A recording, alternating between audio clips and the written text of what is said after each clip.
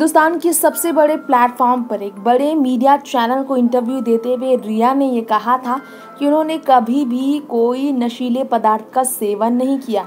तो वहीं सुशांत को लेकर उन्होंने कहा कि अब जब बात मेरे परिवार की हो रही है, जब बात मेरी करियर, मेरे पूरी ज़िंदगी की हो रही है, मेरे परिवार की ज़िंदगी की हो रही है, जब जस्टिस की हो रही है, सच्चाई की हो रही है, तो मैं बताना चाहूँगी कि सुशांत वाकई में नशे के लत में डूबे रहते थे। सुशांत सिंह राजपूत ऑलरेडी नशे के लत का सेवन पूरी तरह से करके पूरी तरह से लत में थे और रिया ने इस बात को कबूल नहीं किया था कि वो नशीली पदार्थ का सेवन करती थी, गैर कानूनी तरीके से नशे की तस्करी करती थी। अब जो व्हाट्सएप चैट रिट्रीव किए गए थे उनके, इसके बाद उन्होंने कबूल किया कि हाँ उनका ताल्लुकात था। और तो और पार्टी वीडियो में रिया चक्रवर्ती को सुशांत के साथ देखा गया था नशा करते, और इसके बाद इलीगल तरीके से उनके नशे करने की बात सामने आई। तो अब रिया चक्रवर्ती के लिए जो बुरी खबर है वो ये है कि अगर मरुआना करियर में बताया जा रहा है कि अगर आप नशीली पदार्थ को अपनी करियर बनाते हैं, बिजनेस करते हैं इसका, या फिर आप इसका सेवन करते हैं, खरीदते हैं या बेचते हैं, तो इसकी सज़ा बहुत कड़वी है। जी हाँ, सामने आई है इस पर एक रिपोर्ट जिससे हम आपको कराना चाहेंगे वाकिफ। नारकोटिक कंट्रोल ब्यूरो ने रिया चक्रवर्ती को गिरफ्तार कर लिया और उनके खिलाफ चार्जेस जो लगे हैं वो ये है कि वो इंतज़ाम करती थी और पैसे भी कमाया करती थी एक बहुत ज़्यादा ख़तरनाक नशीले पदार्थ के सुशांत सिंह राजपूत के लिए। वो ये सब किया करती थी और पैसे कमाती थी।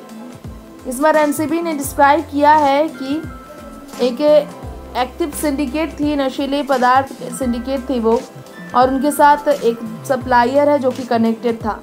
एनसीबी ने ये भी कहा है कि इस पर अब पूरी तरह से पुख्ते सबूत के साथ केस चलेगा।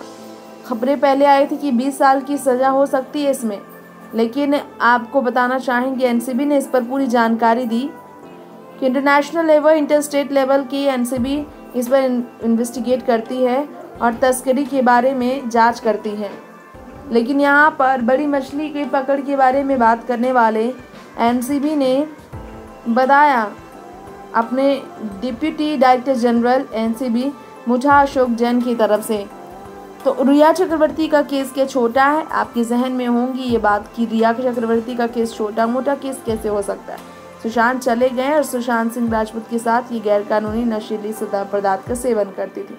तो चार्जेस के बारे में आपको बताना चाहेंगे। नारकोटिक ड्रग्स और साइकोट्रॉपिक सब्सटेंस के एक्ट के अंदर सेक्शन 8 जिसमें पोजीशन और परचेज को लेकर इल्ज़ाम होते हैं, सेक्शन 20B2 की बात करें तो पोजीशन, परचेज और ट्रांसपोर्टिंग के लिए ये चार्ज लगाए जाते हैं।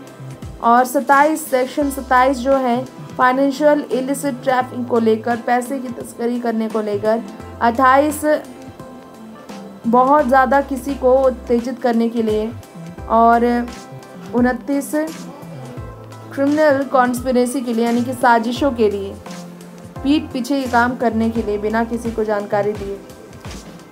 इस पर मिनिमम पनिशमेंट कहा जाता है कि कम से कम 10 साल की सज़ा होती है और 20 साल के लंबे समय का सज़ा मिलता है। 1 लाख रुपए की फ़ाइन भी देनी पड़ती है, ये भी खबर इसे लेकर ही आई है। और यही है रिया चक्रवर्ती के लिए सबसे बड़ा सदमा इस वक्त। नेक्स्ट 9 न्यूज़ से तृप्ति की रिपोर्ट।